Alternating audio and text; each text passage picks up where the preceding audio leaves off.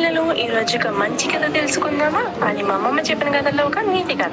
అనగనగా ఒక పిట్ట ఆకాశంలో విహరిస్తూ ఉందన్నమాట. అదేమో ఎండాకాలం మధ్యాహ్నం వేళ మరి.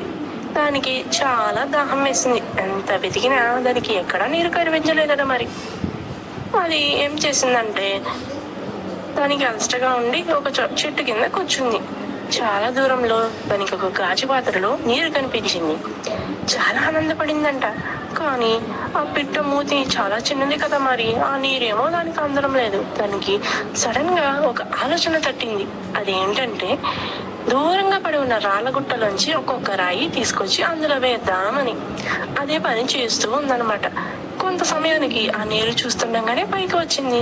బిడ్డ చాలా సంతోషంగా ఆ నీరు త్రాగి తన మిత్రులతో కలిసి ఆకాశంలో విహరించడానికి వెళ్ళిపోయింది.